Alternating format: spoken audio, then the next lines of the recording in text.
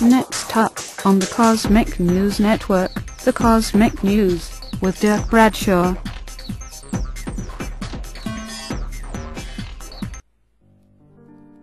Ladies and gentlemen, I'm just a caveman.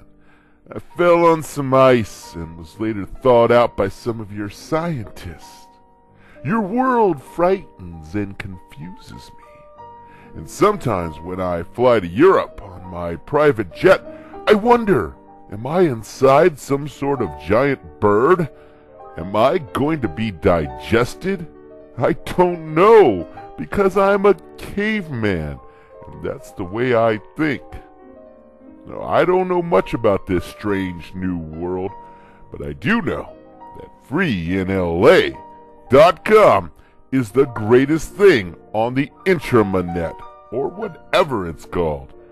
Free in LA has over 3,000 things to do free in Los Angeles. So, you don't have to be a caveman to know that freeinla.com is the place to be.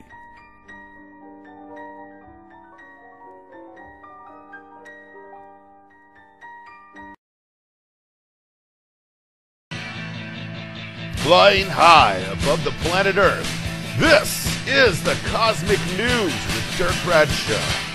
Brought to you by CosmicNewsNetwork.com.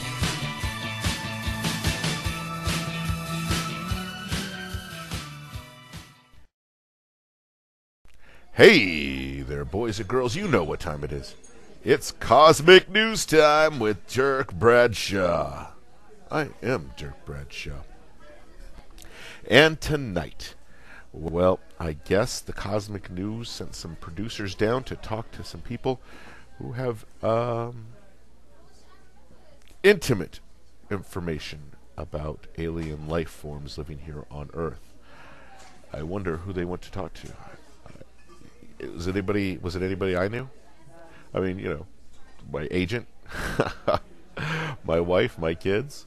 Really, seriously, did they talk to anyone that I know? Because, you know, they're just like anyone else. There's some embarrassing things that went on in my life. Some skeletons in my closet, literally. And, honey, if you're listening to this, maybe you might want to take that suitcase out and put it near the garbage cans now. Because tonight, we're exposing aliens living among us. That's tonight on the Cosmic News. Stay tuned. You're going to want to know this.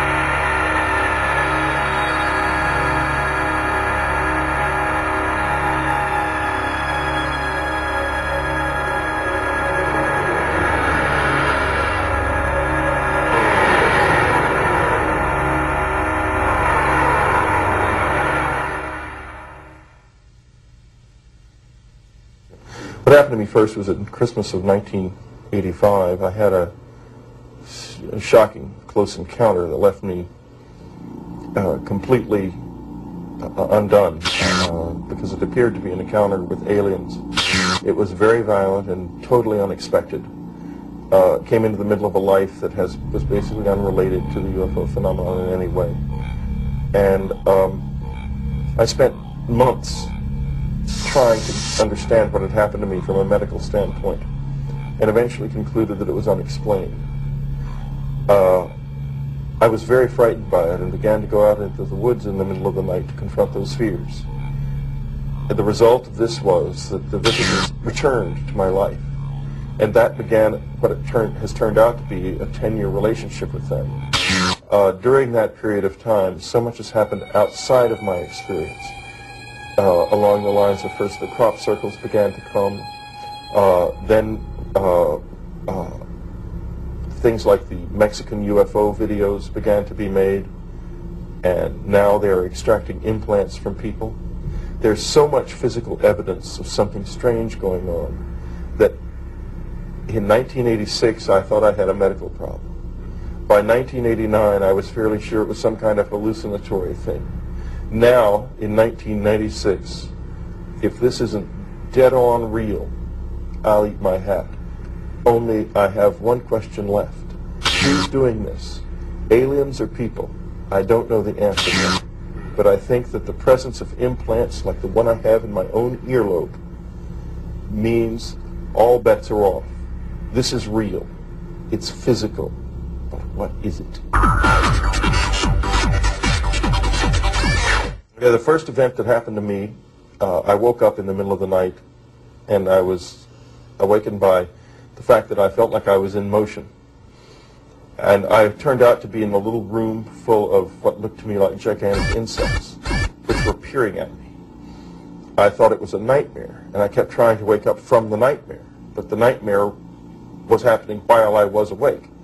I was not home in my bed anymore. I was in an entirely different place. And they fired a needle into the side of my head. They did a rectal probe into my body. There was a voice, like an electronic voice, going, "What can we do to help you stop screaming?" It was an appalling experience. It was indistinguishable from real life, except as I understood real life at that time, it was something that couldn't happen. That was the first experience. Subsequently, there were many different types of experience: close approaches, encounters, other abductions that eventually led to a situation that I live in now, where there's a very formal structure to the encounters, and they come only at particular moments. Like, I needed some information for the last chapter of the book I'm writing. I needed it from the visitors. There was no one else who could give it to me. There was an encounter, and I received the information I needed for the book. That's the kind of thing that happens now. In other words, it's become communication. At first, it was just dead-on attack. Now it's much more communicative. I wouldn't say it's pleasant, but it surely is interesting. And your state of consciousness at that moment is in the same domain we're in now? Yeah, I was just like I am now, except I was scared. I was just terribly scared. I couldn't understand what had happened to me. Where had they come from? What were they? Why did it look like that? My fear at that time, even while I was having the experience, was primarily not a fear of them, but a fear of the fact that I could not get out of this, because I thought I had become psychotic and that I could not escape from a hallucinatory horror. Of course, the thing is, it was not a hallucination. That's very clear to me now. It's been 10 years of questioning and searching for me to come to the point where I would say that. However, you can't not say that now. There's too much evidence that someone is here. Of course it was real. Can you kind of, on the Hopkins-Jacobs On the being abducted and put on a table? Can we talk a little bit about that? Well, I get letters from people who've had that and have the table thing as part of their thing, and the business about being a breeder and so forth. That's all got some substance to it, I'm sure, because we get so many letters about it. It's not the whole experience. It's a very complex experience. There's lots of different things happening to people besides that. But I think it's very valid to say that's probably part of it, yeah. Can you kind of extrapolate on that? About the variety of experiences that are being reported? Yeah, experiences range all over the lot. There are a lot of people who go different places in space-time or different places in time. There are people who encounter their own dead friends and relatives in the company of the visitors. There are encounters that appear to be related somehow to the psychology of the individual involved. There are sexual encounters that seem to have something to do not with breeding, but with some other kind of some other sexually related thing. There are straightforward breeder experiences where there are people who are having their sexual material affected in some way. I would agree with Hopkins and Jacobs about that. I think it's true. I've When I first started hearing about that, it hadn't happened to me, and I was very reticent about it because it seemed quite terrible. But I've met and talked face to face with people who have lived with this for years, and they're not lying. They're flat out not lying. We may not understand what that's really about, but it's very clear that what it looks like is they're being that some kind of hybrids or something are being created by these people. That's what it looks like.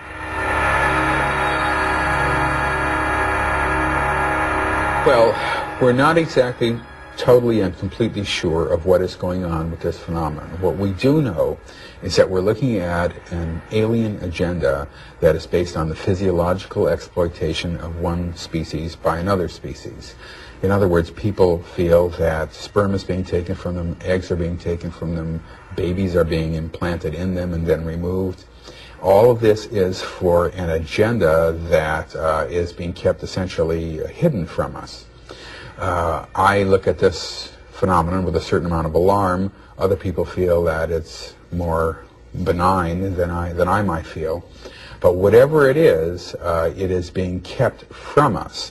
I feel that if this were a phenomenon that were ultimately to help us, that we would probably know this and that the abductors would have made this clear, but this is not what has happened actually. And so I'm really very, very disturbed about what I've seen. My sperm was extracted from my body. Sometimes I say the aliens harvested my sperm, and it was inseminated into another human being, and an embryo was created as a result of that series of events. Those experiences led to what I perceive as a higher order experiment which the aliens were conducting. They were successful in extracting sperm and creating a human embryo in the physical conscious world. Their main concept was creating a hybrid breed. At least that's what they told me, that they were trying to create a race of people that could live in our atmosphere and in their atmosphere. And they had not yet produced that person. Now, on another occasion, I remembered being shown a baby that really... Oh, man, I can't believe it's over. Where does the time go? Well, I see the fat lady's off the stage. She's looking right at me. It's time for me to go put her to bed. I hate goodbyes. So instead I'm going to say, until we meet again, I'm Dirk Bradshaw for the Cosmic News. Wake up.